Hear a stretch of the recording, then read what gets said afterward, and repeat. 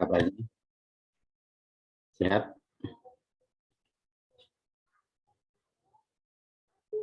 Jaga ya, kesehatan ya, stamina ya. Sorry, di rumah ini nanti ada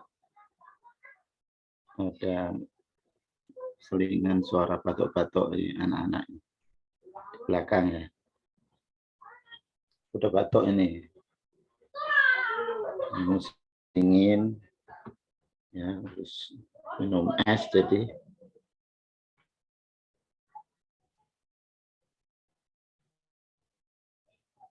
ya. Sebelumnya mari kita ikut berempati ya dengan saudara-saudara kita yang sedang diuji Allah dengan musibah.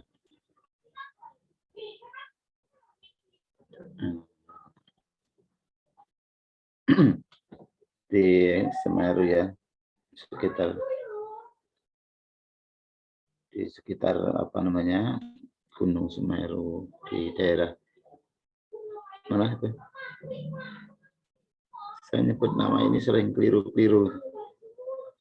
Lumajang. Lumajang ya, Lumajang. Nah itu kebetulan saya pernah ke sana itu ya, di Perengnya itu ziarah apa ziarah takziah ke keluarga Pak Wadir II sekarang itu, Pak Saniman. Nah, itu mudah-mudahan keluarga beliau dalam keadaan sehat ya. Betul sudah di Perengnya, sudah naik cukup tinggi itu dari sini sekitar 9 jam perjalanan dengan mobil sendiri, jauh banget itu, nggak sampai-sampai. Jadi memori saya masih ingat, mudah-mudahan ya ini nah, keluarga dari Pak Saniman diberikan keselamatan. Ya, kita tujukan kepada saudara-saudara kita yang sedang kena musibah, yang meninggal dipanggil Allah, mudah-mudahan yang muslim diberikan kesyahidan. Bisa jadi itu cara Allah mengambil hambanya dengan kesyahidan. Bagi yang luka bakar dalam keadaan sakit saat ini, mudah-mudahan diberikan kekuatan untuk segera sembuh ya. Kemudian bagi yang kehilangan harta, kehilangan pekerjaan macam-macam, ini banyak sekali di sana, sedang mengungsi, kehilangan rumah, memberikan kekuatan jiwa, kekuatan mentalnya agar tidak frustasi, tidak ya, shock gitu ya. Mari kita kirimkan doa dengan membacakan surat Al-Fatihah sebagai di dalam surat ini banyak sekali fadilahnya. Ila akhina fi Lumajang. Muslimin muslimat lahumul Fatihah. A'udzubillahi minasyaitonir rajim. Alhamdulillahi rabbil alamin. Maliki yaumiddin. Iyyaka na'budu wa iyyaka nasta'in. Ihdinas siratal mustaqim. Siratal ladzina an'amta 'alaihim.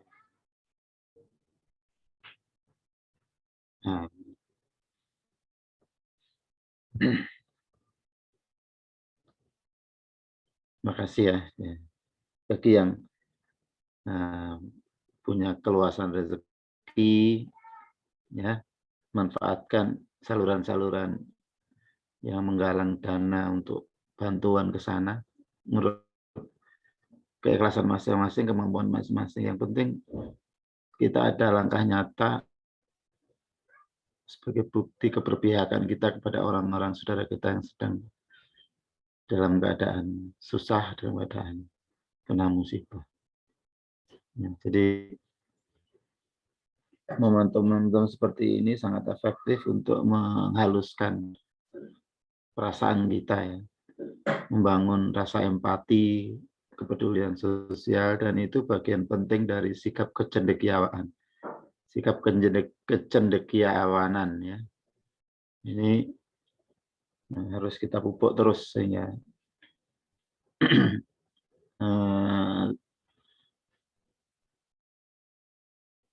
menjadi orang-orang yang akhirnya ya memiliki satu manfaat bagi yang lain. Dan sekarang itu sudah mulai ya bentuk-bentuk prestasi, fasilitas, beasiswa dan lain-lain itu, terutama untuk seleksi-seleksi misalnya LDP, misalnya beasiswa dari berbagai sumber itu, ternyata sudah juga mempertimbangkan aspek sosialnya. Jadi apa yang pernah dia lakukan untuk masyarakatnya, untuk lingkungannya, itu prestasi, itu apresiasinya cukup signifikan. Sehingga tidak hanya cukup IPK-nya tinggi, tapi kalau dia kalah tidak punya kontribusi apapun selama ini, bisa kalah dengan IPK-nya sedang-sedang, tapi dia punya kompetensi atau punya kelebihan di sisi sosialnya. Orang-orang seperti ini itu akan sangat diharapkan menjadi kekuatan kepemimpinan masa depan. Ini perlu dilatih, makanya perlu dilatih.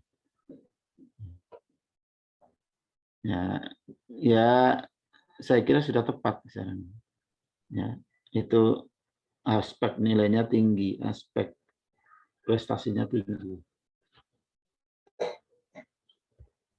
Oke, saya akan meneruskan kajian kita. Kemarin sudah kita bicara tentang manusia menurut peradaban barat ya, dari akar pemikiran sampai bagaimana pengembangan paradigma kemanusiaan itu, jati diri manusia itu diterapkan di dalam menggarap menyiapkan manusia modern.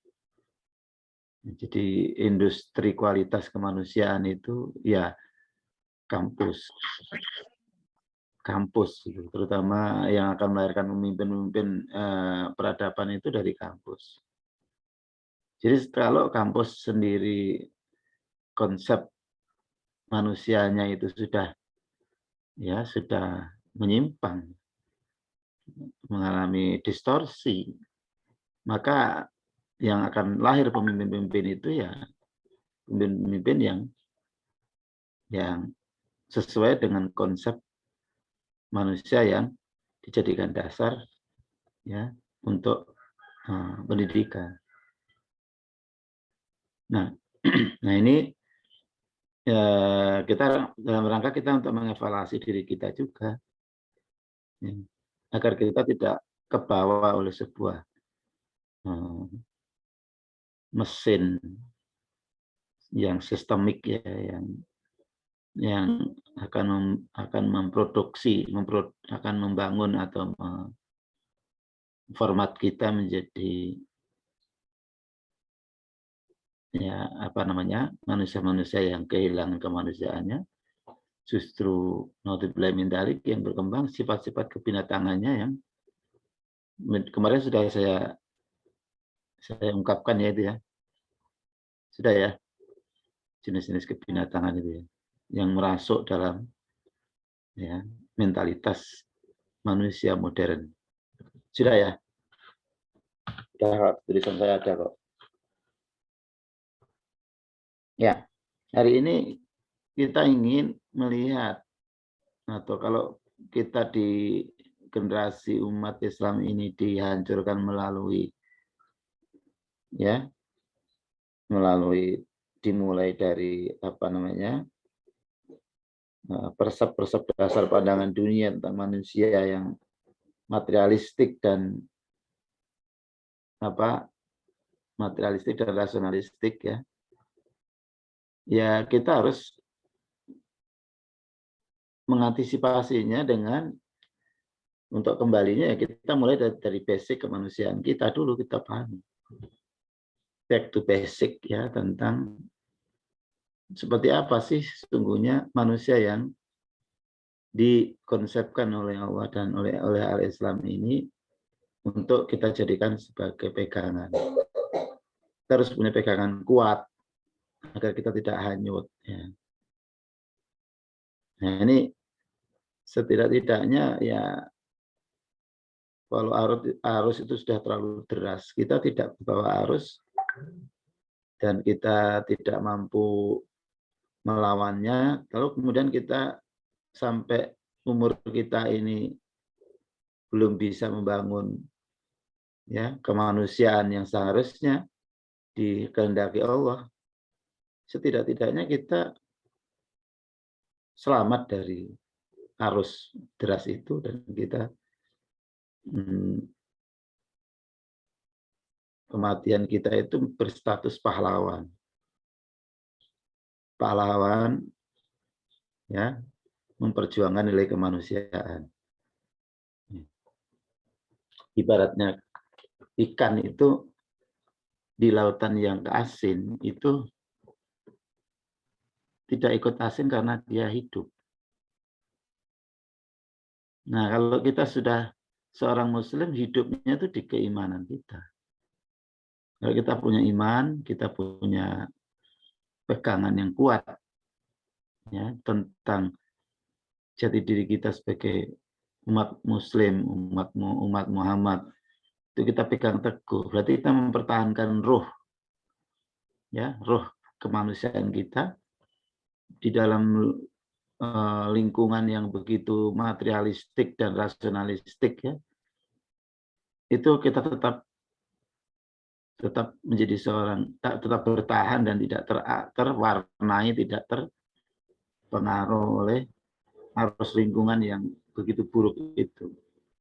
Asalkan kita hidup, ya, tidak terasini, tidak terwarnai oleh ya lingkungan yang materialistik dan rasionalistik. Nah ini yang perlu kita pahami dulu. Sekaligus untuk membantah pandangan-pandangan yang selama ini sudah melembaga di dalam peradaban modern, utamanya melalui proses-proses pembentukan SDM, ya, sumber daya manusia. Ya, kita mengkritik teori itu. Kita tahu kesalahannya. Kesalahannya di mana? Lalu kita tahu kesalahannya karena kita tahu benarnya. Ya. Baik, saya minta dibantu ya, di-share itu ya, asal-usul penciptaan manusia itu. Penciptaan manusia. Jadi kata kuncinya Islam sekaligus membantah ya, secara tegas bahwa manusia itu bukan hasil evolusi, hasil kebetulan, tapi diciptakan. Ya. Bukan hasil evolusi, bukan terjadi dengan sendirinya, tetapi manusia itu diciptakan. Dan sangat tidak mungkin kalau itu tidak diciptakan. Nanti kita akan melihat fakta-fakta, bukti-bukti yang bisa kita lihat bahwa manusia tidak mungkin tidak diciptakan. Sebenarnya ada film, ada video yang sangat menyentuh gitu dan sangat bagus. Soalnya nampaknya ini terlalu besar ini untuk bisa dikirim melalui WA yang nggak cukup ya, melalui apa itu chat ya nggak cukup rasanya. Ya, sebenarnya sih bisa melalui Drive ya, Google Drive ya.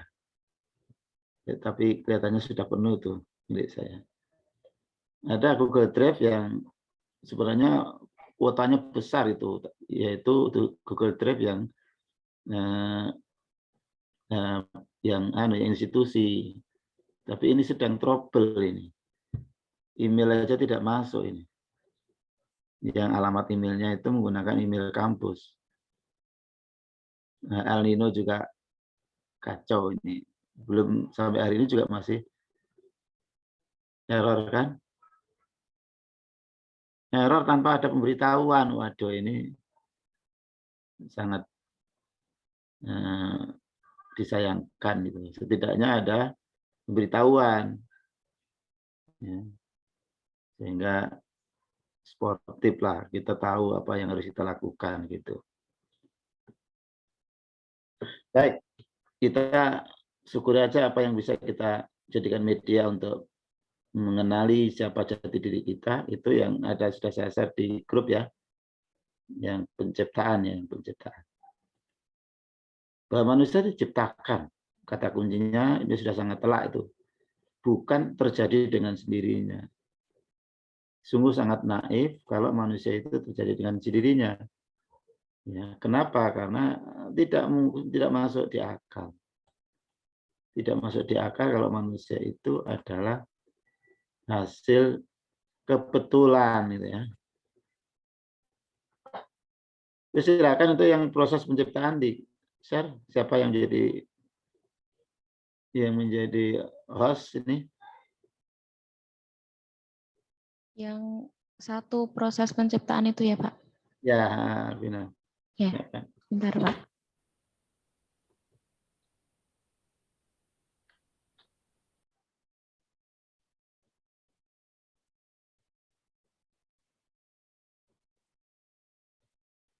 Ya. Pak, sudah terlihat. Ya, oke. Klik aja langsung. Oke, lupakan sejenak ya. Ini materi training saya ini biasanya 3 hari. 2 hari 3 malam non-stop nih. Ya, ini saya persingkat aja ini. Ada rangkaian alam manusia dan Tuhan alam manusia, itu ada paket training yang saya sendiri, yang instrukturnya itu satu instruktur karena itu materinya berkait. Jadi harus offline ya. Yang offline sehingga betul-betul terkait, dan lebih susah sekarang untuk training 3 hari itu.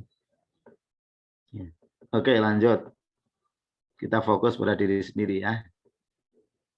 Siapakah diri kita sebenarnya? Klik ya, silakan. Jadi kita harus punya pegangan kembali kepada pandangan Islam tentang manusia. Ya. Di kejadian manusia. Jadi kejadian manusia itu ada 2 fase ya. Fase penciptaan Adam dan yang kedua penciptaan pasca Adam. Nah, ini yang penciptaan pasca Adam. Nanti saya tunjukkan nanti di penciptaan Adam sendiri yang disebut dari tanah ya. Nah, seperti apa sih sebenarnya Al-Quran menjelaskan tanah yang dimaksud itu? Ya. Nah, ini yang pasca Adam Allah membuat sebuah skenario yang super hebat, yang dari sperma dan ovum, ya, Bapak minhuma rijalan katsira wa nisa, itu dalam surat An-Nisa ayat 1 ya di sana. Ovum, sperma, kemudian wa nafakhtu min ruhi. Wa nafakhtu lahu min ruhi. Kemudian setelah 9 bulan ya, sebenarnya itu pada 4 bulan ya dikasih ruh. Ya, next. Ya, jadi zikot jadi sikit ya, sorry ya. Yang ada namanya sikit. Sigot ya, saya kira sudah sangat paham tentang sigot itu ya. Segumpal, istilahnya dalam Al-Quran itu segumpal darah. Ya, segumpal darah, mudghah. Nah, sebelum kita masuk ke, jadi ini pertama, ini manusia diciptakan ya. Jadi tidak kebetulan. Dari tidak ada menjadi ada. Dari tanah Allah berikan ruh kepadanya. Nah, kita buka tanah macam apa ini. Ternyata Al-Quran menjelaskan sangat ilmiah sekali, sangat kompleks ternyata tanah itu tidak sekedar tanah. Mungkin kita berpikir simpel ya. Kalau kita nggak membuka mengkaji tentang tanah, mungkin akan berpikir begini. Jadi Adam itu dibuat dari tanah dibentuk manusia, lalu ditiupkan roh, jadilah Adam. Ya. Itu pikiran anak TK ternyata.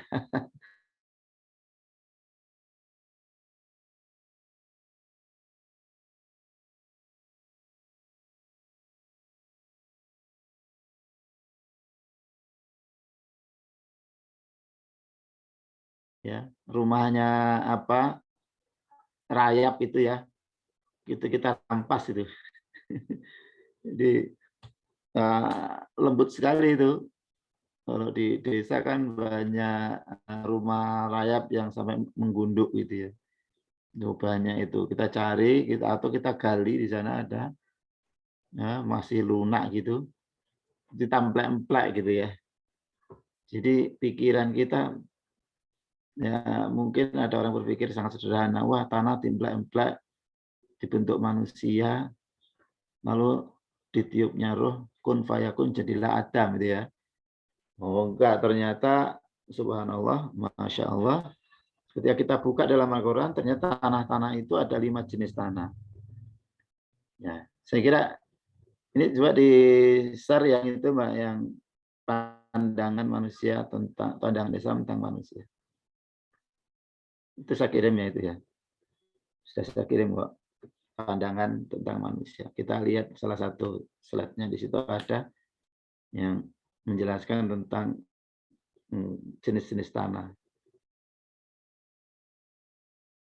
Pandangan di sana misalnya pandangan Islam tentang manusia.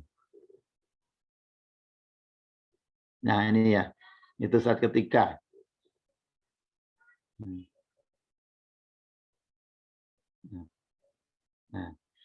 Nah, ini ya, ini tanah-tanah dalam Al-Quran ternyata disebut 5 jenis tanah yang itu subhanallah ya, masya Allah.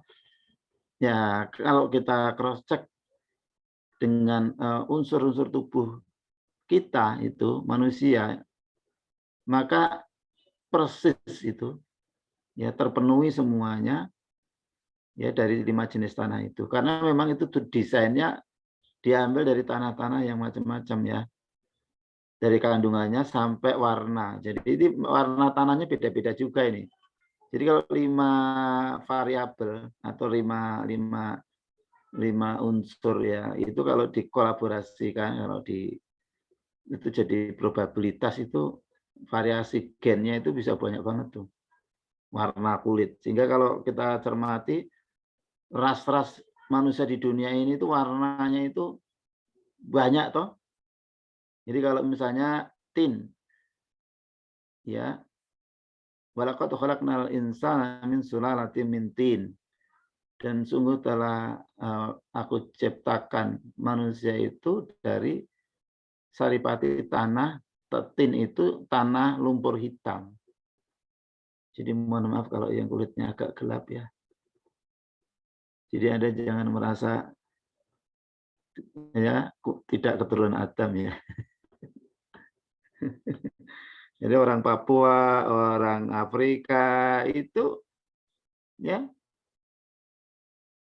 bisa diruntut itu bagian dari keturunan Adam.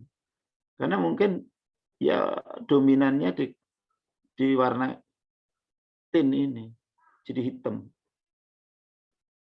Ya, yang warna kalau yang warna putih itu nanti dominan gennya itu ya apa namanya dominan pigmennya itu dari salah satu apa variasi muncul ya dominan dari tembikar. Tembikar ini warnanya putih, bahkan di sana ada unsur selain oksigen ada unsur fosfor. Fosfor itu terang ya, putih terang. Jadi dominan sol-solin ya. Itu. Kalau yang ini kalau di sini rata-rata ya coklat ya, coklat agak putih gitu ya. Itu mungkin dominannya di tanah apa itu? Turap. Selain unsur-unsur kandungan, di sini juga sekaligus apa namanya membuat variasi pigmen warna kulit ya. Makanya Al-Quran selalu menyinggung juga mengenai warna kulit apapun. Rasulullah juga menyampaikan sering menyinggung masalah warna kulit. Jadi tin, ini ada hidrogenium. Jadi kalau kita lihat dalam tubuh kita ini unsur hidrogen itu paling dominan. Kira-kira Divya berat badanmu berapa Divya? Sorry ya, ini bukan masalah. 44, Pak. 44. Kalau unsur hidrogeniumnya diambil itu kira-kira tinggal berapa ya berat badannya? Yang mengandung unsur zat cair gitu loh. Bisa jadi tinggal 20 kilo. Karena unsur hidrogenium dalam tubuh kita itu paling banyak. Ya, semua membutuhkan ya air itu. Ya, jadi hidrogenium. Ya. Turap tanah zat organik misalnya nih, tanah dari turap. Turap ini kan tanah yang mengandung zat organik. Nah, dalam tubuh kita organik itu ada di apa? Dibutuhkan untuk apa? Ada yang tahu? Apa? Ya, untuk tumbuh kembang, ya, meninggi, ya, meninggi atau melebar, gitu ya, terutama meninggi. Itu karena apa? Nanti dibutuhkan dalam pembentukan protein. Dan protein itu molekul yang sangat besar yang terdiri dari asam amino yang begitu panjang.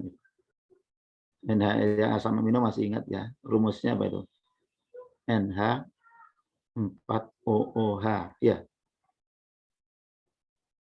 RR gitu ya dulu saya ingat itu. Jadi kalau orang yang apa nih, yang tidak yang apa kuntet ya, kuntet itu bahasa kerennya sekarang apa itu? Stunting ya, ya. Ya, stunting, Pak. Stunting. Itu karena apa? Karena kurang protein. Ya. Saya jujur nih, di antara adik-adik saya itu ya, saya paling pendek. Karena saya waktu itu lahir di saat paceklik. Indonesia paling paceklik itu pada saat kelahiran saya. Tahun 65. Itu betul-betul terjadi kemiskinan, paceklik, kekurangan makanan. Gizi buruk. Banyak orang yang kemudian anak-anak yang kaki gajah, yang pendek-pendek tahun-tahun itu lahir. Ya karena tadi salah satunya, ya itu ternyata zat organik itu menjadi unsur yang sangat dominan dalam tubuh kita. Sel-sel daging kita ini, sel-sel otot kita ini dibangun dari ya dari zat organik yang berupa protein. Ya lazib ini tanah liat yang banyak mengandung unsur-unsur zat logam ya, besi. Ada Fe, ada Mn, ada Mg, ya, ada kalsium, ada silikon, ada Pb, timbal ya.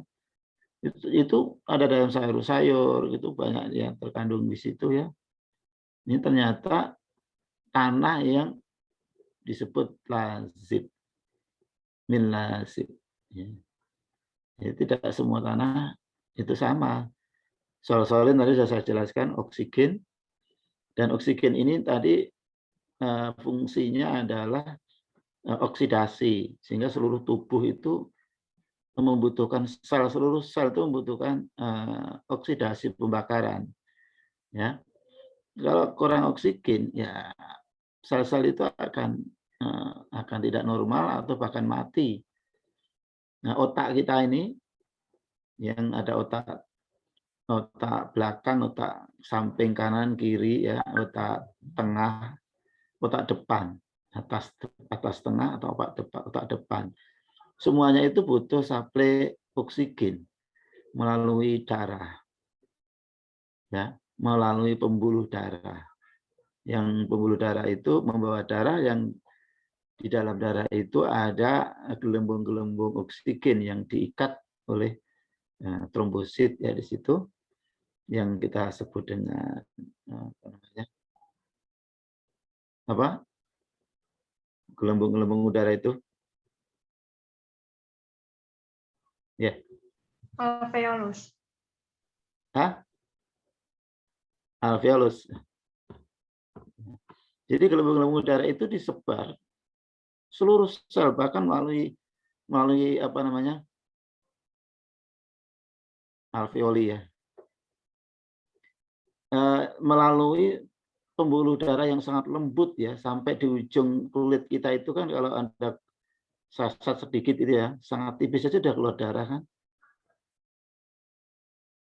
Sangat tipis tuh. Itu sudah keluar darah. Nah, ada keluar darah berarti ada gelembung oksigen di situ yang diproduksi di paru-paru gitu ya. Ya, itu fungsinya untuk oksidasi. Jadi kalau misalnya misalnya ya, ini dalam hasil penelitian. Hasil penelitian itu bahwa manusia itu di otak depan kita ya di sini ya. Itu otak depan ini otak yang jaraknya paling jauh dari jantung. Jadi itu paling berat ya untuk suplai oksigen ke otak depan. Padahal fungsi otak depan itu adalah untuk berkaitan dengan daya tahan terhadap stres, tekanan-tekanan mental di otak depan itu. Jadi kalau orang kurang suplai oksigen di otak depan, itu orangnya gampang emosional, gampang stres, gampang menyerah, gampang ya gitu ya. Itu.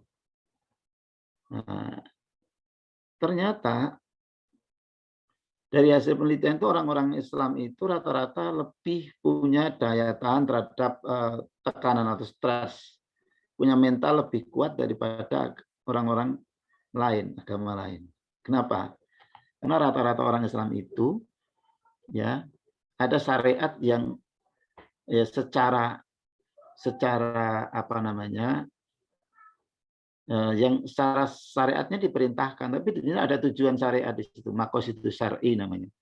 Tujuan dari suatu amalia itu ada ujian, ada tujuan ya bagi kebutuhan hambanya. Ya, nampaknya Allah menyuruh kita sujud itu agar hambanya ini punya daya tahan lebih daripada umat lain dalam hal tekanan-tekanan dari rasa takut atau terhadap teror, terhadap risiko-risiko. Dia punya keberanian, punya ketahanan terhadap berbagai tekanan hidup. Nah itu maka dengan sujud itu, maka posisi sujud itu membuat seseorang ya mampu lebih efektif bisa mensuplai oksigen ke otak depan melalui jantungnya, kan posisinya kan kepala di atas, di bawah. Jadi jidatnya itu otak depan itu di bawah posisi jantung, sehingga tekanannya itu ditambah, tekanan makin kuat. Tapi kalau orang berdiri terus itu suplai oksigen berat jantung ini, sehingga sering tekor, sering tidak cukup, begitu loh. Nah kalau udah begitu ketahanan mentalnya lemah. Nah ini yang maka Rasulullah sahabat itu hikmah dibalik disuruh banyak sujud itu agar mereka memiliki daya tahan terhadap tekanan-tekanan ketika mereka menghadapi tantangan-tantangan dakwah, tantangan-tantangan hidup lah gitu ya. Nah, dan itu diteliti oleh ahli neurologi yang non Muslim, nah, itu bahwa 1 tahun orang Islam sujud itu dengan membaca Subhana Rabbiyal A'la 3 kali, itu berapa volume apa namanya oksigen yang bisa disuplai di otak depan. Dikalikan selama 1 tahun, itu ternyata persis kebutuhan standar ya, itu persis ya, persis dapat dipenuhi oleh orang Islam. Apalagi mereka yang menambah sholat-sholat sunnah dengan sujud-sujud panjang, itu membuat mereka orang-orang yang punya ketabahan tinggi, keteguhan yang tinggi. Nah ini dibuktikan nih. Jadi orang-orang Barat itu cerdas, ya, tapi gampang emosi, gampang stres, gampang, ya. Jadi kalau Anda lihat itu hanya salah dikit mendesain sesuatu, salah banting semua, berak-berik semua, gitu. Ya gitu. Jadi, ya karena mereka ya jarang sujud. Nah orang Jepang itu kan dikit-dikit bungkuk ya. Orang Jepang juga punya ketahanan mental lebih daripada Amerika. Karena orang Jepang itu dikit-dikit bungkuk. Nah, tapi kan hanya bungkuk rukuk ya.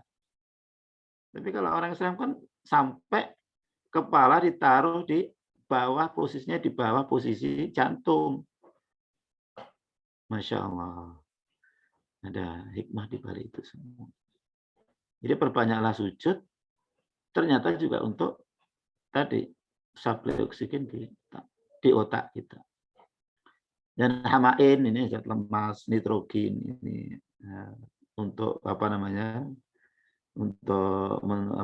daya tahan terhadap capek dan sebagainya itu ada di kebutuhan hamain ini, unsur-unsur di dalam ya fungsi zat lemas ya, saya kira bisa kita pelajari lebih lanjut. Ini saya hanya mengungkapkan sedikit aja dari apa yang Allah rancang di dalam pembentukan atom. Ternyata tidak main-main, tidak sekedar tanah-tanah biasa, tapi merupakan suatu desain yang sangat super canggih, yang nantinya itu dapat dibuktikan sendiri oleh ilmuwan di dalam tubuh kita ini dengan apa yang tertulis dalam Al-Quran. Ya. Jadi sekali lagi ini menegaskan bahwa manusia itu bukan kebetulan, ya. Apalagi Tuhan Allah itu main-main ya, membuat manusia itu main-main, pakai coba-coba gitu ya, pakai spekulatif itu kan. Ini sangat tidak logis. Nah, bagaimana? Oleh karena itu kita bisa dengan sangat jelas membantah ya filsafat teorinya Aristoteles bahwa manusia itu semua yang ada ini materi dan hanya terjadi secara kebetulan pertama, lalu berubah terus-menerus, terbentuk secara kebetulan. Yang menyesatkan sekali itu berpikir seperti itu. Jadi manusia adalah dirancang dengan sempurna, ya didesain dengan sempurna dan tidak melalui proses evolusi, tetapi melalui proses ya kesempurnaan sejak dari awal pembentukan penciptaannya. Saya kira ini satu hal yang bisa kita banyak sekali yang bisa kita ambil pemahaman atau pengetahuan hikmah dari keterangan-keterangan di dalam Al-Quran tentang apa yang disebut dengan tanah. Jadi bukan tanah sembarangan, tidak satu jenis tanah, tapi tanah yang berbagai bentuk, berbagai jenis tanah yang diambil karena diambil kandungannya untuk mendesain manusia yang sangat kompleks, ya, ciptaan paling tinggi, paling mulia, paling canggih. Gitu ya. Oke, kita lanjut pada tujuan penciptaan. Ambil Mbak Afina. Jadi dari sini kita telah tahu martabat manusia itu begitu tinggi. Jadi manusia bukan keturunan ketek, keturunan amuba apalagi. Manusia punya martabat tinggi, keturunan Adam, dan Adam ini seorang rasul. Ya, seorang rasul bawa risalah. Dan ibunda moyang kita Hawa adalah wanita yang sangat cantik. Ya. Sangat cantik dan dia seorang muslimah ya yang bertauhid. Ya. Sekaligus kita mengetahui bahwa agama pertama kali dan agama satu-satunya yang orisinil yang menyertai penciptaan manusia itu Islam. Lanjut, sudah ketemu itu? Mohon maaf Pak, nggak bisa dibuka filenya. Yang apa? lain yang bisa, yang tujuan itu Pak. Atau ini sama ya? Apa belum? Nggak bisa dibuka? Jadi tujuan penciptaan manusia itu memberikan pedoman pada kita, ya, bahwa tujuan hidup kita, tujuan kita berproses atau membangun untuk jati diri kita itu ya harus mengacu ke situ. Oke, saya jelaskan aja di situ. Jadi ada dua, ya di situ tujuan penciptaan itu pertama untuk mengabdi. Jadi manusia itu Allah ciptakan agar nanti ya dia itu menjadi pengabdi, menjadi menghambakan diri kepada Allah. Seorang abid, Abdullah. Ya. Dan oleh karena itu status Abdullah, ya hamba Allah, itu harus menjadi tujuan pendidikan. Jadi pendidikan yang berhasil adalah pendidikan yang bisa mengantarkan peserta didiknya itu menjadi hamba Allah yang sempurna. Hamba Allah yang optimal di dalam totalitas dalam penghambaan hanya kepada Allah. Jadi kalau kemudian dia menjadi hamba duit, hamba harta, hamba kekuasaan, hamba cinta, hamba tradisi, ya, hamba makhluk, ya itu gagal itu. Nah, pendidikan modern itu sekarang menjadikan peserta didik menjadi hamba duit. Nah, ini bisa. Alhamdulillah. Ya. Tujuan penciptaan ini harus dijadikan sebagai tujuan dalam mengembangkan jati diri manusia, mendidik manusia. Arahnya jelas. Ya, mengabdi, menghamba kepada Allah dalam segala aspek kehidupan. Ya. Jadi konsep ibadah menghamba itu tidak hanya ibadah secara ritual, tapi ya, dalam konteks hubungan antar pribadi. Nah, silakan di next. Ketika kita sedang membangun hubungan antar pribadi, ya, misalnya ada pernikahan, bangun keluarga, itu harus dalam kerangka mengabdi kepada Allah. Lanjut, dalam membangun masyarakat, dalam membangun bangsa dan negara, itu harus dalam kerangka untuk menyempurnakan manusia dan masyarakat manusia sebagaimana kehendaki. Jadi pendidikan harus mengantarkan terbentuknya keluarga, masyarakat, bangsa dan negara yang menghambakan diri kepada Allah. Ya. Itu tujuan pendidikan seorang muslim. Nah, jelas banget nih.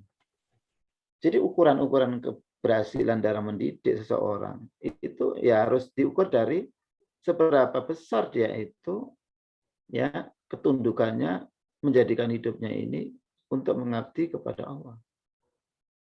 Nah, jadi dan itu oleh Allah sudah diberikan jalan berupa dihadirkan Rasul untuk membimbingnya, dihadirkan syariat untuk menjadi pedoman. Sehingga pedoman syariat dalam menghambakan diri kepada Allah ini sudah diciptakan Allah secara sempurna yang kita bahas di bab sebelumnya ya. Sudah totalitas kehidupan sudah ada aturannya, sudah ada jalannya. Nah, Barat tidak punya ini konsep tujuan hidup, tujuan pendidikan tidak punya. Nah, konsepnya saja kebetulan, ya tidak diciptakan. Ya akhirnya ya ujung-ujungnya manusia itu adalah bangsa binatang tingkat tinggi sehingga ya nggak punya aturan, nggak punya konsep tujuan mau kemana. Ya, akhirnya hanya berhenti dimakan, minum, hidup hanya untuk memenuhi bagaimana makan sebanyak-banyaknya, seenak-enaknya, minum sepuas-puasnya, kemudian bagaimana hidup ini bisa punya anak, punya keturunan ya tidak punya konsep seperti apa gitu ya. Nggak jelas sehingga semuanya beda-beda karena tidak ada bimbingan. Ya. Jadi harus oleh karena itu kurikulumnya juga harus memberikan kurikulum yang sesuai dengan tujuan penciptaan, ilmu tentang kepribadian, ya, ilmu tentang keluarga, bagaimana bangun keluarga yang Islami, masyarakat yang sesuai dengan petunjuk Islami, bagaimana bangsa negara yang tunduk patuh kepada Allah. Jadi tujuan membangun negara itu juga harus dalam rangka untuk merealisasikan kehendak Allah dalam bentuk syariat itu yang sudah diturunkan oleh para rasul, oleh Allah melalui para rasul, dan itu sudah pernah dipraktekkan, diwujudkan oleh Rasulullah dan para sahabat. Nah, ini tujuan ini menjadi acuan dalam menentukan kurikulum, menentukan filsafat pendidikan, tujuan pendidikan, kurikulum pendidikan, strategi pelaksanaan pendidikan, dan akhirnya outputnya itu ya hamba-hamba Allah yang mengaplikasikan penghambaan dirinya kepada Allah dalam segala totalitas di dalam semua aspek itu. Itu ukuran pendidikan. Yang kedua, Allah menjadikan manusia itu diberi amanah, mandat untuk menjadi pemimpin. Ya, pemimpin di sini adalah khalifah fil ardh, untuk mengatur dan memakmurkan kehidupan. Jadi menghambakan diri kepada Allah, dan yang kedua fungsinya fungsi pengaturan dan pemakmuran. Maka Allah berikan bekal kepada manusia agar manusia bisa menjalankan dua tugas ini. Nah, untuk yang khalifah diberi bekal akal. Akal itu agar manusia bisa mengelola alam. Ya, memakmurkan dengan mengelola alam ini dengan kemampuan ilmu dan teknologinya. Ya. Jadi untuk mengatur dan memakmurkan, menciptakan kemakmuran di muka bumi. Jadi pendidikan harus mewujudkan manusia-manusia pemimpin, manusia-manusia yang memiliki tanggung jawab pada lingkungan, pada sosial, ya, sehingga terbangun satu kehidupan yang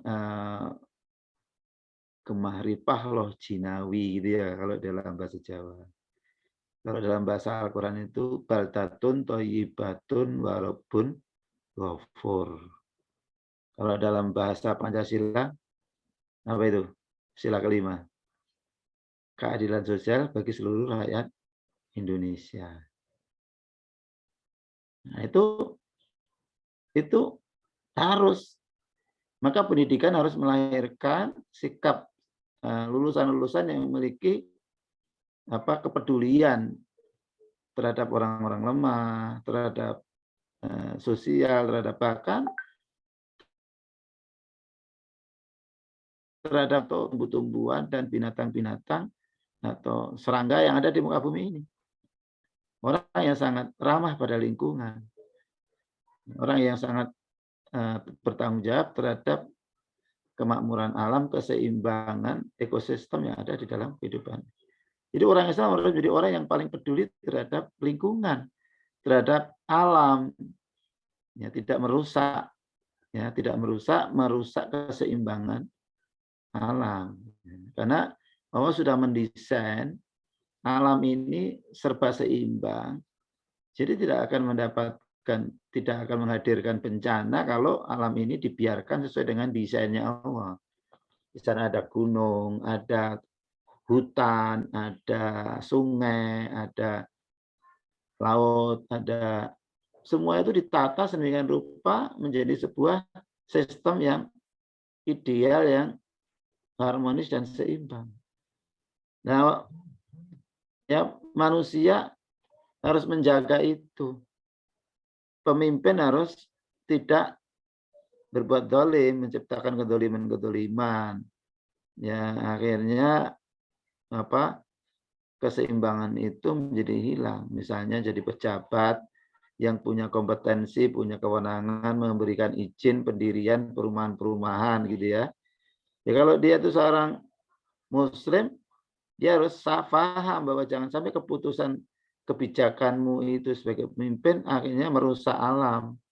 Diizinkan ya penebangan hutan-hutan untuk perumahan, perkebunan dibabat untuk karena izinnya diberikan, padahal itu kalau diterapkan, kalau dibangun ya daerah-daerah peresapan dijual ya. Yang di Semarang itu BSB mana? BSB ya? Ada yang Semarang. Daerah Bocah itu. BSB jadi perumahan elit. Padahal itu adalah daerah resapan untuk menjaga keselamatan orang-orang Mangkang. Ada rumahnya Mangkang? Tahu nggak? Yang Semarang tahu kan? Pejabatnya nggak amanah. Ya khalifah malah menciptakan demi kepentingan sendiri, tidak memikirkan masa depan masyarakatnya. Makanya sekarang Mangkang itu kalau hujan deras itu banjir itu. Kenapa? Karena daerah resapannya jadi perumahan-perumahan elit. Ya. Nah ini daerah Ungaran ya, Ungaran juga sekarang sudah banyak kehilangan hutan-hutannya. Ya. Air malah dialirkan ke PAM. Padahal itu harusnya mengalir di ya, resapan-resapan situ. Dibegal itu langsung dialirin ke kota Semarang itu. Akhirnya ya kesuburannya jadi berkurang, kemudian ya, keseimbangan alam itu terganggu gitu. Nah, ini semuanya itu tugas khalifah. Pemimpin harus punya kepekaan terhadap sosial dan berpihak kepada kelestarian alam. Ini yang ikut UKM apa? Wapalhi. Ngubyang-ngubyung sana sini tapi tidak menghayati fungsi misinya untuk menyelamatkan alam. Tapi teman-teman Wapalhi menjiwai itu ya. Tapi hanya sisi kesadaran akan pencipta alam ini yang mesti harus ditumbuhkan. Baik, lanjut ya. Ini tujuan pendidikan kita, ukurannya jelas nih. Harus membawa kepada jati diri manusia yang pengabdi totalitas kepada Allah SWT dalam aspek kehidupan. Yang kedua harus mengantarkan manusia itu kepada fungsi kekhalifahan sebagai pengatur dan pemakmur kehidupan di muka bumi ini. Lanjut di bekal untuk mencapai dua tugas atau dua kualitas manusia ini dan menjalankannya, maka manusia itu sudah diberikan bekal oleh Allah. Jadi Allah Maha Bijaksana. Diberi tugas, diberikan amanah, tetapi Allah memfasilitasinya dengan tanggung jawab, diberikan bekal untuk bisa menjalankan itu dengan secara sempurna. Bekal hidup. Nah, bekal hidup. Apa yang harus kita jadikan bekal hidup? Konsep ini harus kita pakai untuk membekali diri kita. Jadi mulai sekarang ya kita harus jadikan dua tujuan penciptaan itu menjadi tujuan hidup kita, tujuan karir kita, tujuan keberhasilan kita. Ya, sekarang kita bicara bekal. Apa yang harus kita jadikan bekal? Karena Allah telah membekali kita. Jangan sampai kita tidak tahu ya. Yang pertama untuk menjadi khalifah, menjadi hamba Allah itu Allah sudah memberikan bekal berupa alam semesta. Jadi alam semesta ini diciptakan untuk manusia. Keren betul ya. Jadi manusia itu ya istimewa betul ya. Alam diciptakan untuk manusia. Padahal manusia itu kecil. Bumi juga kecil, cenil-cenil itu ya. Ya coba. Tetapi ternyata manusia itu adalah makhluk yang paling diistimewakan oleh Allah. Ya. Waladzi khalaqalakum ma fil ardi jami'an. Dalam surat Al-Baqarah di situ. Dialah Allah yang menciptakan waladzi khalaqalakum, dialah yang telah menciptakan untuk kalian semuanya apa? Waladzi khalaqalakum ma fil ardi jami'an. Apa saja yang semuanya ini PNKB gitu bahasa Jawa ini. Jadi Allah menciptakan bumi, apa yang di bumi itu untukmu manusia seluruhnya. Khalaqalakum ma fil ardi jami'an. Tidak hanya sampai di situ. Sumastawa ila sama. Kemudian Allah menyempurnakan menuju pada kesempurnaan langit-langit. Sumastawa ila sama'i, sama itu jamak. Jadi tidak satu langit ya. Sama jamak. Jadi langit ini bisa diartikan ya tidak hanya pengertiannya langit itu apa? Apa lapis-lapis atap ya. Tapi atap sendiri itu kan apa? Atapnya bumi apa? Atapnya bumi itu atmosfer ya. Ya. Langit-langit. Nah, atapnya apa namanya? Alam ini kan sebenarnya ada sistem-sistem atap ya. Ada yang mengartikan itu samawat itu adalah galaksi-galaksi. 7 galaksi.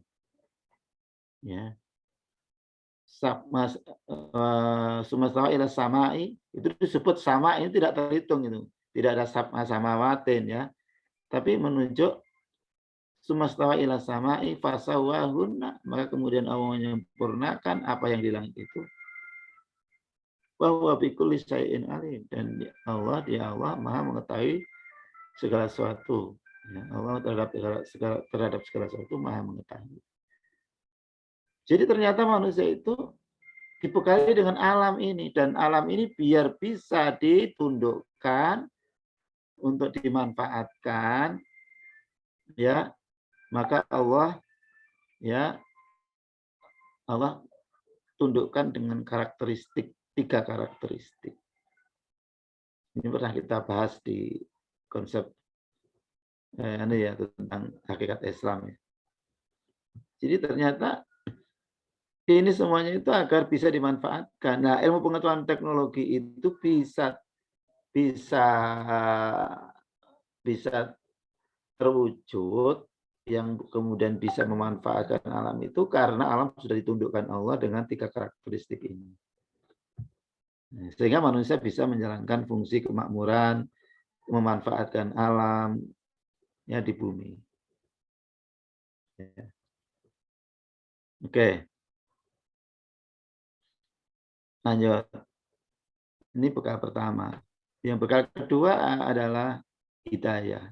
Allah juga memberikan petunjuk di hidup dunia ini ya agar dia eksis tetap bisa meneruskan kesempurnaannya sebagai manusia. Allah berikan bekal yang secara akumulatif.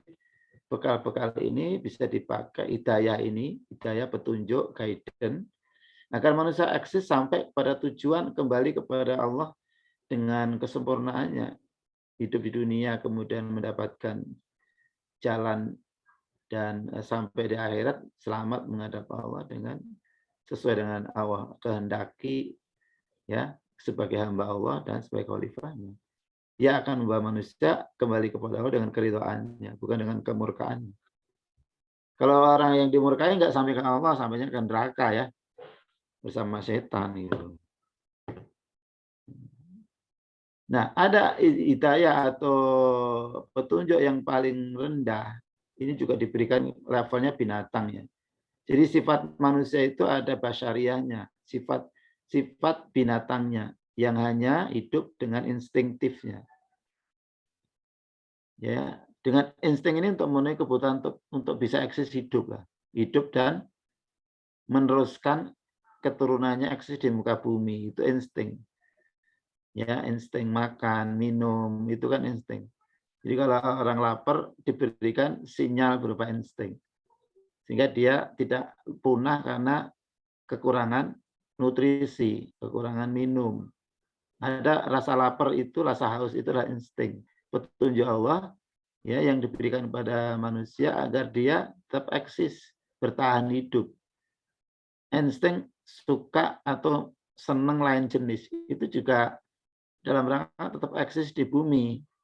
Ya, kalau tidak ada insting suka lain jenis, ada cinta, ada rasa apa namanya, itu manusia akan punah.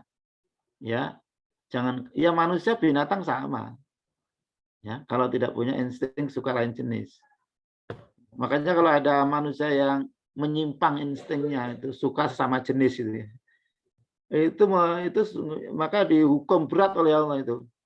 Karena itu melanggar rencana Allah, melanggar hukum ya agar manusia itu eksis. Coba kalau manusia nggak mau berpasangan, punah itu. Nah ini karena negara-negara yang kemudian membiarkan rakyatnya itu lesbian, homoseks, itu sebentar lagi punah dari negara itu. Bangsa itu punah. Perancis itu sebentar lagi itu habis tuh, diisi pendatang-pendatang yang mayoritas Muslim. Karena mereka sudah Perancis, Italia itu sudah cenderungan masyarakat itu pada homoseks, ya homoseks. Bahkan dimulai dari para pendeta-pendeta yang homoseks. Lalu masyarakatnya kemudian ketika ada anggota parlemen yang anti homoseks, anti apa itu namanya? Sekarang istilahnya apa? LGBT. LGBT, Pak. Ya, LGBT itu parlemennya diprotes itu. Karena memang masyarakat Italia mayoritas sudah homoseks, LGBT. Itu pertanda ya Italia sebentar lagi akan punah di muka bumi. Ya. Perancis sudah lebih awal dengan menggerakkan program KB itu, keluarga berencana itu, family planning itu kan Perancis pelopornya. Tokohnya yang namanya Robert Malthus itu kan yang membuat teori. Akhirnya orang Perancis itu biar tidak terjadi konflik maka perairan ditekan. Lama-lama orang Perancis itu malas punya anak itu. Sehingga lebih senang hidupnya itu bersama kucing daripada dengan pasangannya. Kalau ada orang yang kucingnya mati itu bunuh diri gara-gara cintanya sama kucing. Sudah menyimpang itu. Sehingga apa yang terjadi sekarang ya Perancis itu membuat klub sepak bola tingkat internasional aja sudah nggak genep orang asli Perancis. Sisi lain sombong rasnya itu, rasisnya tinggi. Tapi mereka sendiri kesulitan sekarang. Jadi apa namanya sektor-sektor publik ya jabatan-jabatan publik tertentu itu sudah diisi orang-orang imigran, orang-orang Aljazair, orang-orang negara sekitar gitu. Sehingga kalau mereka itu pergi ya rasis, kemudian mereka diusir semuanya. Prancis macet tuh pemerintahan, perdagangan macet, semua macet tuh karena sudah mayoritas diisi oleh pendatang-pendatang. Ya, sudah lama kalau Prancis ini kekurangan. Dulu kalau ada orang lahir program praja berencana itu kalau ada lahir dihukum oleh negara, dapat sanksi. Lahir lebih dari 2. Indonesia dulu pernah juga begitu ikut-ikutan Prancis. Ya sekarang sebaliknya, kalau ada orang Prancis melahirkan anak, udah betul dia besar dari negara, tapi nggak tertarik sudah. Ya, nah ini ya insting itu. Ya, kita ketika sebatas hanya untuk kebutuhan basariah ya, kita untuk bisa eksis, makan, minum, kemudian beranak gitu ya. Jadi sekolah sekarang ini, pendidikan manusia itu hanya sampai pada tingkat instinktif itu yang dikejar. Bagaimana lulus ujian, lulus kuliah bisa untuk mengejar kebutuhan makan, minum, tempat, rumah ya sebaik-baiknya, bisa punya keturunan. Kalau hanya itu kelasnya binatang. Kemudian untuk melengkapi apa namanya karena manusia jadi khalifah dia harus berbasis ilmu ya Nah, untuk ilmu itu Allah berikan indera. Binatang tidak perlu ya, kualitas inderanya itu seperti manusia. Jadi tidak hanya cukup untuk makan. Manusia itu ada kebutuhan batin, ada seni gitu ya. Ada, makanya kalau binatang ya nggak ada namanya makan tapi kemudian bagaimana tidak sekedar untuk kebutuhan hidup, tapi binatang sekedar kebutuhan hidup saja, tidak ada kebutuhan lainnya, kebutuhan batin, kepuasan batin, ya nggak ada. Ya apa saja makan ya, namanya rumput ya rumput, gitu ya. Kalau manusia kan ya makan itu tidak hanya untuk kenyang, tapi untuk kepuasan batin juga. Ya, maka ada kuliner, ada wisata kuliner gitu ya. Kalau binatang kasih singkong ya singkong aja itu dibuat dimakan aja kenyang selesai untuk bertahan hidup. Tapi manusia tidak. Singkongnya dimasak 1000 macam masakan. Makannya tidak hanya makan fisiknya tapi juga makan batinnya biar puas, banyak senang gitu ya. Sama matanya binatang dan mata manusia beda. Mata binatang hanya untuk melihat, membedakan apa yang ini makanan, bukan makanan, ini jalan atau enggak. Tapi kalau manusia tidak, mata itu aspek fungsi empirisnya, fungsi untuk teknis biar dia bisa ya lihat jalan, bedakan warna. Tapi mata ini ya melihat alam ini sebuah dimensi tidak hanya fisik tapi dimensi mental, dimensi batin, ya ada menikmati keindahan alam, lalu merasakan kebahagiaan, ya kepuasan batin, melihat alam yang indah, datang ke tempat-tempat wisata alam gitu ya. Binatang nggak ada ya, wisata alam binatang nggak ada ya, nggak ada. Akal, nah indera ini sangat terbatas. Jadi kalau manusianya diberikan petunjuk hidayah berupa indera, maka manusia akan tidak mampu menghadapi tantangan atau tidak bisa menjalankan tugas sebagai khalifah. Ya, karena indera terbatas. Orang yang hanya berpedoman pada indera akan tertipu, akan tersesat. Misalnya misalnya kalau menurut mata, petunjuk mata, indera mata, maka setiap barang atau benda ya, benda misalnya stick ya, tongkat ya, atau kayu gitu ya, dimasukkan ke air kan bengkok ya menurut mata ya. Ya kan? Ya. Jadi kalau airnya diubah-ubah maka kayunya jadi bengkok-bengkok. Hancur gitu ya. Menurut mata tuh hancur itu. Tapi orang akan takut masuk air karena nanti kalau masuk air badannya hancur. Itu menurut mata itu. Nah, dia tidak bisa memberi petunjuk yang objektif tentang apa yang dilihat itu. Nah, maka kemudian diberikan penjelasan oleh akal, Allah berikan akal biar mata ini diberikan petunjuk lebih detail, lebih akurat, lebih objektif. Tidak tamat itu hanya peristiwa yang disebut dengan pembiasan, deviasi, gitu. Kalau menurut mata, rel kereta api itu kalau dilihat dari ya sampai ke Jawa sana kan ketemu di satu titik toh. Itu menurut mata. Jadi kalau membuat rel kereta api itu ujungnya harus ketemu gitu menurut mata. Ya. Ya, kemudian kalau nggak diberi akal, mata akan menyesatkan manusia. Langit itu kayak tempurung menurut mata. Ya toh? Jadi kalau kita ada di tanah lapang, langit itu seperti tempurung. Ketemu tanah gitu. Oh enggak, tamata itu perspektif itu ya, itu dijelaskan oleh akal. Ya. Dan seterusnya. Maka manusia akan bisa mensikapi alam dengan tepat karena ditunjukkan oleh akal yang menjelaskan keterbatasan indera kita. Ya.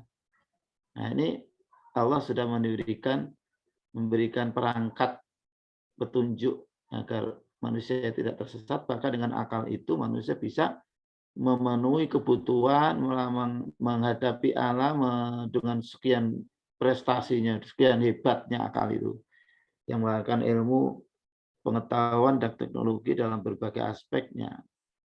Ini akal, hidayatul akli. Jadi dari Allah nih, insting dari Allah, indera dari Allah, akal dari Allah. Allah memberi akal bagi yang dikehendaki, mencabut akal dari yang dikehendaki. Maka jangan merasa akal itu begitu Anda akalnya cerdas, bilangnya, wah saya. Anda nggak pernah merasa bahwa itu pemberian Allah.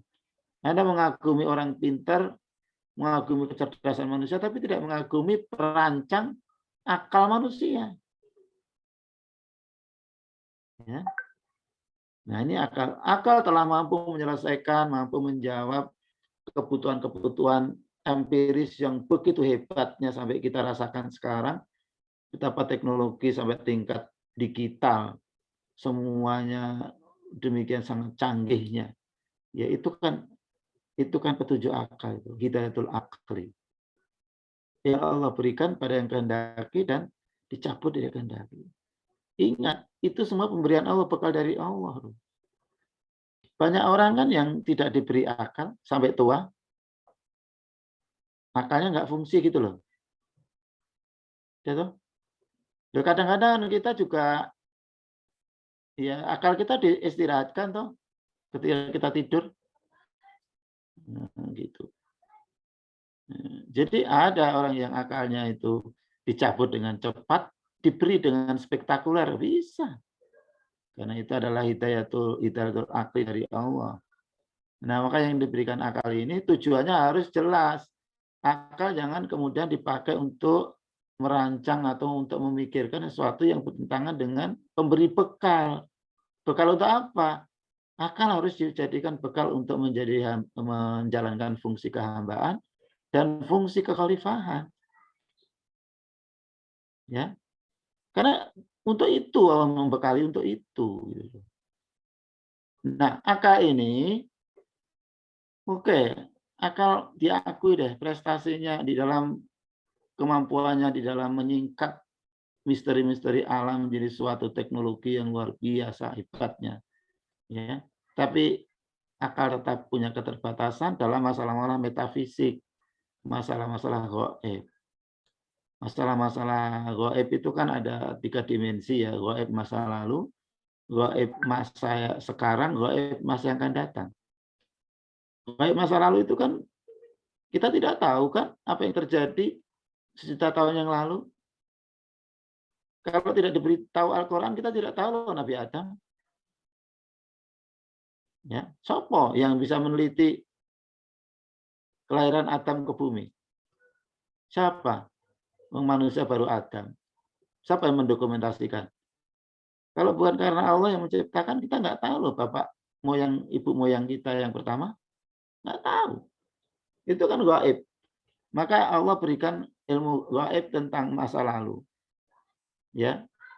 Sehingga kita tahu masa lalu hanya karena petunjuk Allah. Dan itu dari agama. Ya. Sehingga manusia yang tidak mampu dijangkau masa lalu, Allah berikan petunjuk yang lebih akurat, yaitu wahyu, agama Islam, maksudnya Islam ini ya, bukan agama lain ya, agama wahyu, ya Islam. Kita tidak tahu loh dari mana ya asal kita, ya dari mana kita berasal, ya hendak untuk apa hidup di dunia itu gaib semua itu. Ya. Jadi gaib itu wilayahnya lebih luas ya. Sekarang Anda duduk itu di bawah Anda, 10 meter di bawah Anda nggak tahu kan? Jangan 10 meter. 1 meter di bawah Anda duduk aja kamu nggak tahu. Apa yang ada di lautan sekarang? Gaib itu. Masa depan apalagi? Masa depan kita sangat kecil ilmunya, pengetahuan akal kita tidak bisa memprediksi. apa yang terjadi satu jam ke depan, akal kita nggak bisa memberi petunjuk kok. Apalagi tentang kematian kita nanti kapan, di mana kita dikubur, akal nggak bisa dipetunjuk. Apalagi bicara kapan hari kiamat,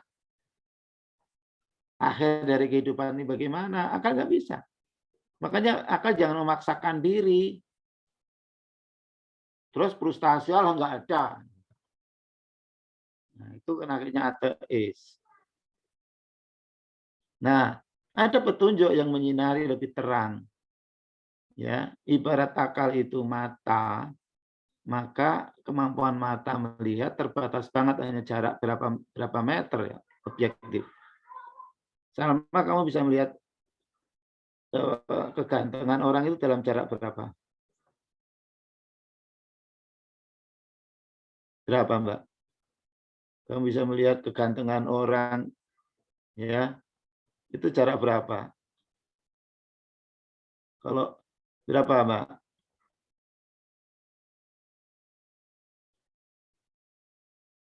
Kalau Jawa kan semua ganteng ya.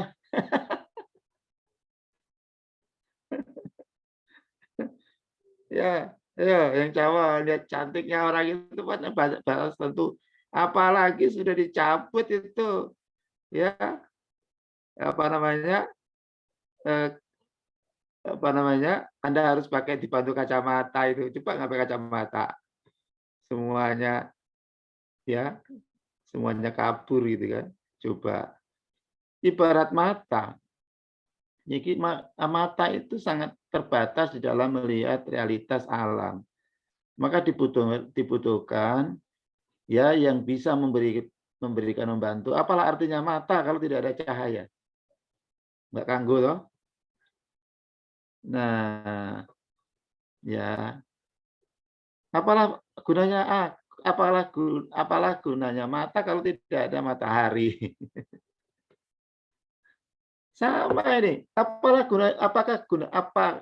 artinya akal kalau tidak ada Al-Qur'an, tidak ada wahyu Allah. Akal akan gelap melihat ya persoalan-persoalan yang bersifat gaib. Jangan berpikir gaib itu tidak tampak itu ya. Gaib itu apa saja yang kita akal tidak mampu menjangkau. Panca indera nggak bisa menjangkau. Itu namanya gaib. Ya. Ya. Jadi dibutuhkanlah agama untuk menerangi akal yang hanya bisa menjangkau dalam dunia empiris. Karena kebenaran realitas tidak hanya yang empiris, ada yang non empiris, yang metafisik gitu kan. Ya, dan cahaya yang paling dapat dipertanggungjawabkan mengabarkan tentang masalah yang metafisik ya hanya ya kabar dari Allah. Kalau kabar dari jin itu ya jin mengabarkan tentang masalah gaib. Ya, apalagi jin itu punya kepentingan menggoda Anda, kepentingan pada Anda ya. Ya dia pasti akan membuat ya informasi ya hoax ya banyak banget. Satu kebenaran dicampur 100 hoax iblis itu, setan itu atau jin itu. Anda tersesat itu. Nah, cahaya itu hanya dari Rasul yang dapat dipertanggungjawabkan kebenaran agama. Ibarat peta, peta kita mau kembali ke rumah, peta kita kepada Allah kembali dengan ridhonya, itu ada petanya, mapnya ya syariat itu, ya agama itu. Pasti kalau kamu ikuti petunjuk-petunjuk, rambu-rambu yang ada dalam syariat ini, kamu akan sampai dengan selamat dengan keridhaan Allah. Ya, itu peta yang sempurna, yang pasti benar, nggak menyesatkan kita. Tetapi untuk menggunakan peta itu dibutuhkan juga keyakinan, kepercayaan bahwa peta itu benar, lalu dia menggunakan peta itu untuk perjalanan dia menuju Allah. Kan kita ini sebenarnya kan hanya perjalanan menuju kembali kepada Allah. Biar bagaimana selamat ya kita pakai peta yang Allah berikan, biar tidak sampainya ke neraka bersama iblis. Gitu loh. Karena iblis kan memang dari awal mula sudah bersumpah kepada Allah ya akan mencari pulau-pulau anak cucu Adam biar mereka tersesat dan mereka itu ya menjadi kawannya iblis di neraka. Setelah sampai di neraka nanti anak cucu Adam itu kan akhirnya meminta pertanggungjawab pada iblis. Iblis yang terkekeh-kekeh tuh ya. Kamu kan tahu, aku tuh udah tahu ya bahwa kebenaran dari Allah itu ya saya percaya, tapi karena saya sudah dilaknat ya saya menggoda anak cucu Adam. Loh aku itu musuhmu ya, kok kamu menjadikan saya pemimpin, menjadikan mentormu, ya salahmu sendiri, jangan salahkan saya. Hahaha gitu ya. Iblisnya begitu. Ya. Rasa no kok kamu dulu goblok gitu ya. Ya. Begitu. Nah, ada map ya, ada peta yang Allah buat pada hambanya, dikirimkan pada hambanya, bisa kembali selamat kepada Allah dengan keridhaannya. Nah, untuk mau menggunakan peta ini dibutuhkan hidayah lagi, yaitu iman. Yaitu intinya iman itu adalah yakin dan cinta. Jadi dia yakin bahwa peta itu betul, maka dia loyal menggunakan syariat itu sebagai jalan hidup agar selamat dunia akhirat sampai kepada Allah. Ya, dipanggil dengan penuh kerinduan dan kemesraan. Masya Allah. Ya mutmainna irji'i ila rabbiki radiyatan mardiyah fadkhuli fi ibadi wadkhuli jannati. Itu. Nah, butuh iman agar kalau enggak, karena peta tinggal peta. Tapi kalau enggak dipakai ya tidak akan membawa manfaat apa-apa. Maka Allah berikan hidayah iman tidak bagi yang dikehendaki, dan bagi yang dikehendaki mau menggunakan Islam secara konsisten ini hanya sedikit. Karena memang hidayah iman ini hidayah yang istimewa, tidak diberikan pada sembarangan orang, diberikan kepada orang yang memang berkehendak, tertarik, mencintai, menuju kepada hidayah. Lalu Allah sambut dengan sangat senang Allah kalau ada orang yang ingin menuju hidayah, Allah sambut dengan hidayah. Sangat semangat. Kalau nyari aja nggak mau, tertarik, apatis ya nggak akan pernah. Nah, lanjut, ada satu lagi. Iman ini bisa naik turun, lalu bisa bahkan akan hilang. Ya, karena berat itu ujian-ujian iman itu berat. Maka agar biar betul-betul sampai kepada tujuan, tetap tahan dalam iman, mau menggunakan agama menjadi jalan hidupnya, menuju kematian, menuju menghadap Allah, iman tetap kuat, ya, yakin dan cinta tetap subur, tidak luntur. Allah berikan hidayah tertinggi namanya taufik. Taufik ini adalah Allah akan taufik itu apa yang Allah mau sama dengan apa yang kita mau. Jadi kita bersepakat atau kita bersefaham dengan Allah, apa yang dikehendaki oleh Allah itu kemudian menjadi kehendak kita. Ya, Allah menghendaki kita kembali kepada Allah, kita pengennya tetap kembali kepada Allah dan selamat dari berbagai ujian iman, ujian godaan-godaan yang ada, lalu kita ada kepastian, ya, jaminan dari Allah sampai kepada Allah dengan selamat, itu taufik namanya. Ya, hidayah itu taufik, hidayah tertinggi. Saya kira bekal kedua ini ya sampai di sini, ya, maka kalau manusia meninggalkan agama, iman dan taufik, manusia pasti